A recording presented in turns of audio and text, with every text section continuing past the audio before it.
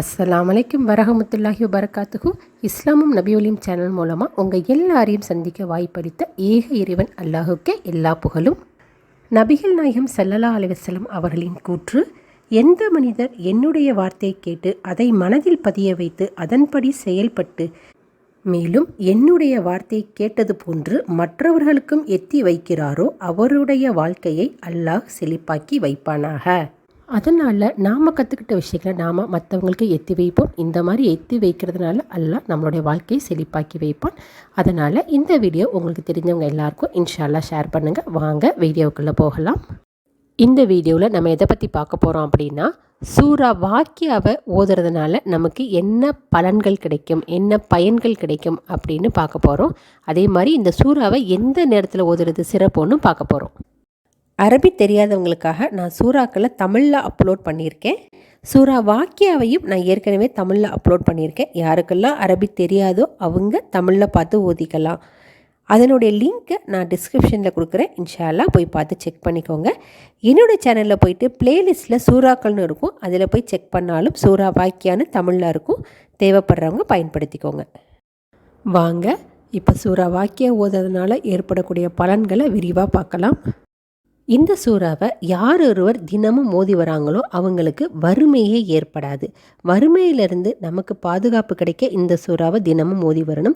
யார் ஒருவர் சூறா வாக்கியாவை ஒவ்வொரு இரவும் ஓதுகிறார்களோ அவர்களுக்கு வறுமை ஏற்படாது.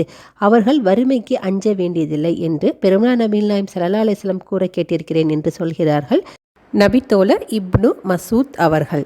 இவங்களோட மரண தருவாயில் உதுமான் ரலியல்லாஹு அவர்கள் இவங்களை அணுகி இவங்களோட பெண் மக்களுக்கு ஏதாவது உதவி செய்யவா அப்படின்னு கேட்டிருக்காங்க. அப்பொழுது அந்த நபித்தோழர், வேண்டாம், உங்களுக்கு தேவை ஏற்படும் பொழுது சூறா வாக்கியாவை ஓதிக்கொள்ளுங்கள் அப்படின்னு நான் அவங்கக்கிட்ட சொல்லியிருக்கேன் அப்படின்னு சொன்னாங்களாம். அதனால் சூறா வாக்கியாவை நம்ம தினமும் ஓதி வந்தோம்னா வறுமையே ஏற்படாது. இன்னும் சொல்லப்போனால் உணவு சிரமம் நீங்கிறதுக்கும் இரணம் பெருகிறதுக்கும் இந்த சூறாவை ஓதி வர்றது ரொம்ப சிறப்பு. இந்த சூறாவை ஓத ஓத பரக்கத்து ஏற்படும் அப்படின்னு சொல்லப்படுது. இந்த சூறாவை யார் ஒருவர் தினமும் ஓதிட்டு வராங்களோ அவங்களுக்கு துன்பம் ஏற்படாது, மகிழ்ச்சிகரமாக இருக்கும் அப்படின்னு சொல்லப்படுது. இந்த சூறாவை நோயாளிக்கு ஓதி ஊதினால் நோய் குணமாகும் அப்படின்னு சொல்லப்படுகிறது. கடன் நீங்கிறதுக்கும் இந்த சூறாவை தினமும் ஓதி வரலாம். உலமாக்கல்ல ஒருத்தங்க சொல்லியிருக்காங்க, இந்த சூறாவை ஒரே இருப்பில் இருந்து 40 தடவை ஓதிட்டோம்னா இரணத்திற்கான வழி திறக்கப்படும். அதாவது சொந்தமாக அவங்க இரணம் தேடும் வழியில் ஈடுபட்டு அதில் வெற்றி பெறுவாங்க. இரணம் பற்றிய அவங்களோட அனைத்து நாட்டங்களும் நிறைவேறும் அப்படின்னு சொல்லியிருக்காரு. இந்த சூறாவை 40 முறை ஒரே இருப்பில் அமர்ந்து ஓதணும். இந்த நேரத்தில் தான் ஓதணும் அப்படின்னு எதுவும் குறிப்பிடப்படலை, எப்போவேங்கிறது ஓதிக்கொள்ளலாம்.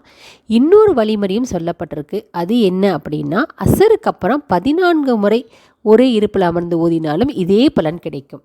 இது சோதிக்கப்பட்டது அப்படின்னு சொல்கிறாங்க. அதாவது இதை முயற்சி செய்து அதில் வெற்றி பெற்றிருக்கிறாங்க அப்படின்னு சொல்லி உலமாக்கள் சொல்கிறாங்க. அவங்க செஞ்ச ஒரு அமலை நமக்கு எத்தி வச்சுருக்காங்க, அதுக்கு பலன் இருக்குது அப்படின்றதுனால. இந்த சூறாவை தினமும் ஓதி வந்தால் அல்லாஹ் தஆலா நமது நாட்டங்களை கூட நிறைவேற்றி அருள்வானா. இப்போ இந்த சூறாவை நம்ம எந்த நேரத்தில் ஓதி வர்றது சிறப்பு அப்படின்னு பார்க்கலாம். பொதுவாக சூறா வாக்கியாவை மஹரிபு நேரத்தில், அதாவது மஹரிபு தொழுதுக்கு அப்புறம் ஓதுறது ரொம்ப சிறப்பு. மஹரிபுலேருந்து இஷா தொழுகைக்குள்ளே நம்ம ஓதி முடிச்சிடுறது ரொம்ப சிறப்பு. வேலைப்பளுவின் காரணமாக ஓத முடியலன்னா நம்ம தூங்க போகிறதுக்குள்ளே இந்த சூறாவை ஓதிடுறது ரொம்ப சிறப்பு. காலையிலையும் இந்த சூறாவை ஓதலான்னு சொல்கிறாங்க. அதாவது இரணம் தேடுறதுக்கான ஒரு சிறப்பான சூறா அப்படிங்கிறதுனால காலையிலையும் ஓதலாம். ஆனால் ரொம்ப ரொம்ப சிறப்பு மஹரிபுக்கு அப்புறம் ஓதுறது தான். சில பேருக்கு சந்தேகம் கூட ஏற்படலாம், இவ்வளோ பலன்கள் சொன்னீங்களே, இதுக்கு ஏதாவது ஹதீஸ் ஆதாரம் இருக்கா அப்படின்னு சொல்லிட்டு. நான் சொன்ன எதுக்குமே ஹதீஸோ ஆதாரமோ கிடையாது. நான் ஒரு இஸ்லாம் நூல்லேருந்து பார்த்து படித்து அந்த விஷயங்களை தான் உங்களோட பகிர்ந்துக்கிட்டேன். பொதுவாக குர்ஆனோட வசனங்களை ஓதுறதுனால நன்மைகள் தான் உண்டு, நிச்சயமாக எந்த தீமைகளும் கிடையாது. இந்த வீடியோவில் நான் சொன்ன விஷயங்கள் உங்களுக்கு பலனளிச்சிருக்குன்னு நம்புகிறேன். இந்த வீடியோ உங்களுக்கு பிடிச்சிருந்ததுன்னா லைக் பண்ணுங்கள், ஷேர் பண்ணுங்கள். தீன் பற்றி நிறைய தெரிஞ்சுக்கணும்னு நினச்சிங்கன்னா மறக்காமல் இஸ்லாமும் நபியொலியும் சேனலுக்கு சப்ஸ்கிரைப் பண்ணிக்கோங்க. அப்போ தான் அடுத்தடுத்து போடுற வீடியோக்கள் உங்களுக்கு நோட்டிஃபிகேஷனில் வரும். இன்ஷா அல்லாஹ் மற்றும் ஒரு வீடியோவில் உங்கள் எல்லாரையும் சந்திக்கிறேன். அஸ்ஸலாமு அலைக்கும் வரஹமத்துல்லாஹி வபரகாத்துஹு.